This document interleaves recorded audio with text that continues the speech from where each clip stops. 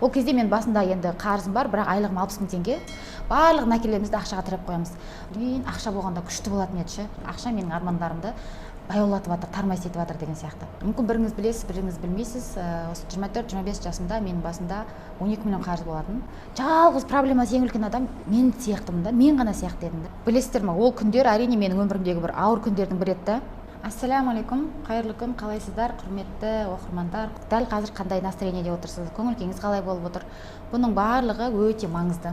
Қатты әсер етеді, өйткені амалдар ниетке байланысты, иә. Сондықтан әлі де ниеттеріңіз білмеймін, әйтеуір шақырдың келе салыңдар деген сияқты сондай бір ниеттер болса, дәл осы сабақ басталмай тұрып ниеттеріңізді дұрыстап алсаңыздар болады. Әйтеуір Алла бұйыртса бізбен бірге бір 45-50 минутыңызды өткізейін деп тұрсыз, иншалла. Осы өткізіп жатқан 50 минутым, осы өткізіп жатқан 45 минутым мен үшін бір қайырлы болсын, бұл өміріме де, ақыретіме де сондай бір қайырлы уақыттар болсын, сізге де, бізге де қайырлы болсын иншалла. Бәріне ақша кінәлі деп аталады да. Яғни не үшін бұлай деп атадық? Бүткіл енді не үшін біз ақша деп айта береміз, не үшін вебинарлардың барлығында ақша туралы айтамыз, өйткені біз аудиториямен үнемі байланыстамыз, иә. Опрос жасаймыз, анализ жасаймыз. Көп келетін сұрақтардың, көп бізге келетін запростардың 90-95% пайызы осы ақшаға байланысты. Қандай проблемаңыз бар десе, бәрінің айтатыны осы ақшада. Өзі негізі кез келген адамның жүрегінің тыныштығын іздемейді да, қай жерде менің жүрегім тыныш болмай жатыр деп іздемейміз біз. Барлық әкелерімізді ақшаға тіреп қоямыз.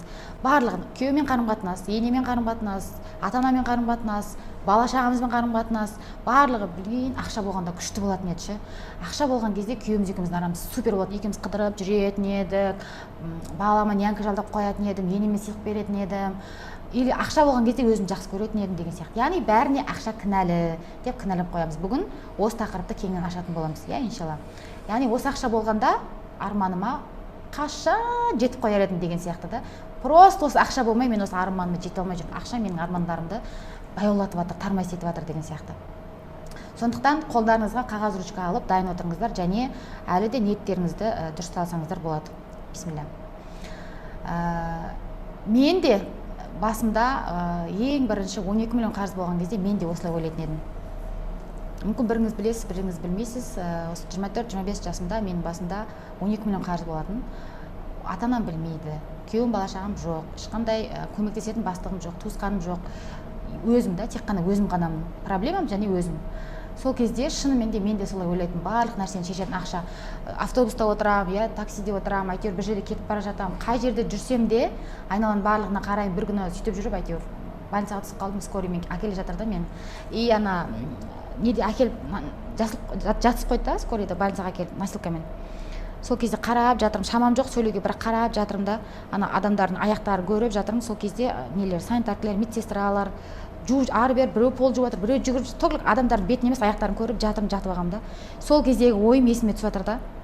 Сол кезде ойлайтын, мына кісілер тоқтаусыз түнгі сағат 3 қой, күндіз-түні жұмыс жасап жатыр. Айлықтары да көп емес шығар, бірақ бұлар менен бақыттырақ қой. Өйткені бұлардың мен сияқты басында 12 миллион қарыздары жоқ шығар. Көшеде бір студенттерді көремін да, жаурап тұрған остановкада автобус өтіп бара жатқан кезде, жаурап қалтырап тұрады да, автобус күтіп. Оларға да қараймын да, мейлі жаурап тұрған шығар, бірақ бұл да бәрібір менен бақыттырақ қой.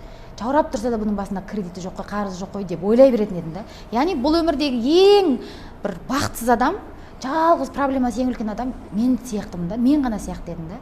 Яғни мен де сөйтіп ойлайтын, бәріне ақша кінәлі. Егер ақшам бар болса, менде бәрі супер болады, керемет болады, бақытты боламын, жүрегім деген вообще сыртқа қарай атқып шығып кетеді, всегда радостным, всегда бақытты деген сияқты.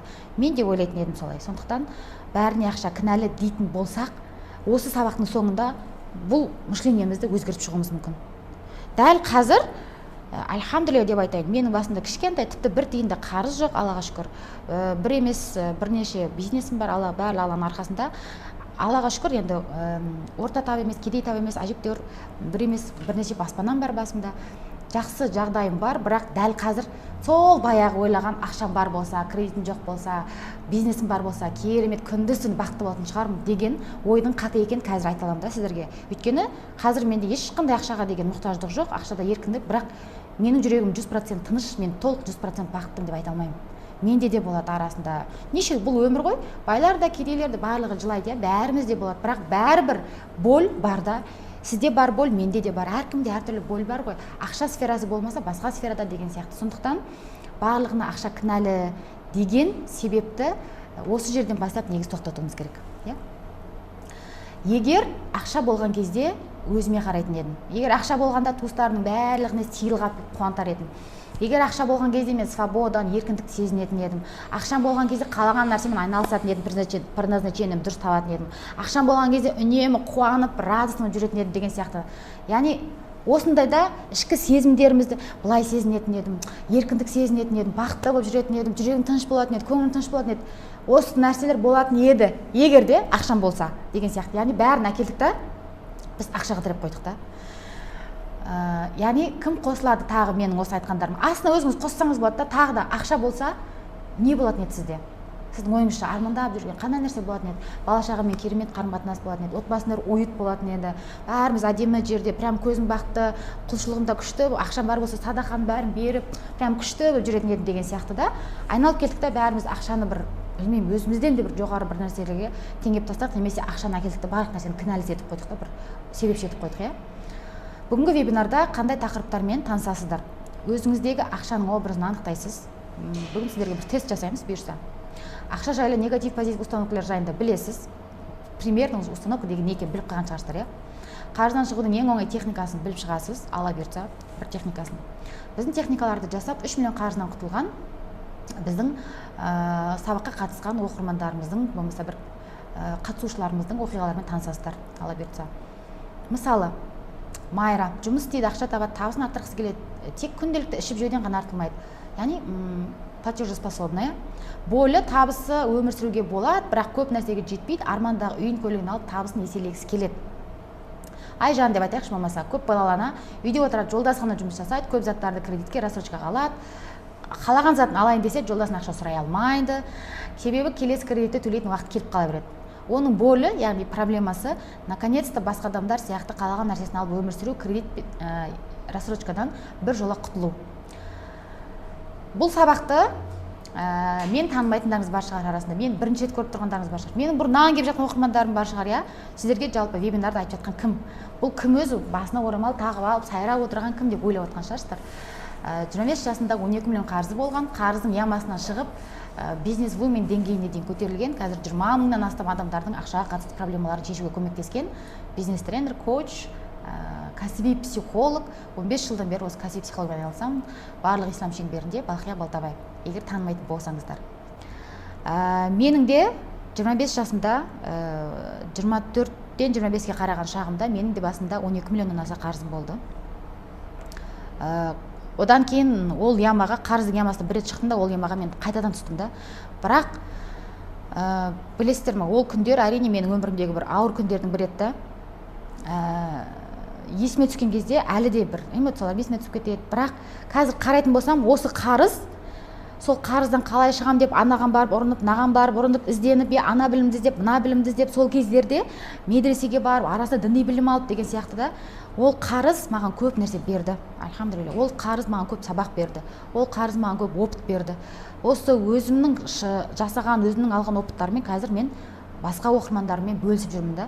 Яғни осы қарыздан қалай шығам деп ізденіп жүріп, алған қалаумен мен көп білімдер алдым да, соның себебінен.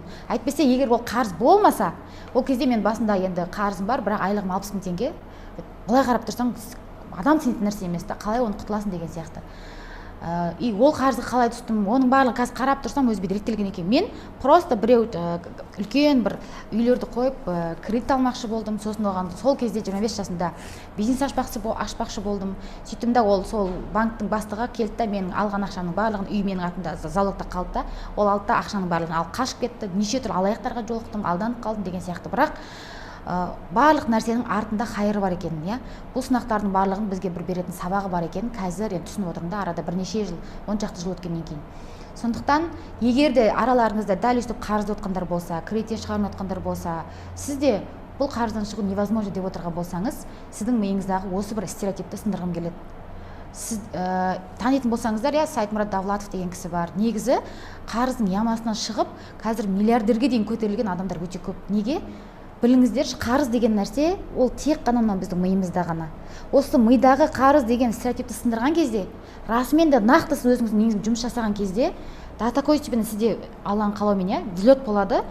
Бұрынғы қарыздарыңызды уже благодарностьпен, бір ризашылықпен, бұрынғы қарыздарыңыздың кезіңізде алған сабақтарға қазір ризашылықпен қарай бастайсыз да, Алла бұйыртса. Сондықтан бұл қарыз деген мәселені араларыңызда көп адам қарыз шығар. Қарыз деген мәселені не үшін көп айта беремін, өзім осы жылдан өткеннен кейін сол сабақтармен не істедім, прям пошагово бөлісемін да мен осы жолдар.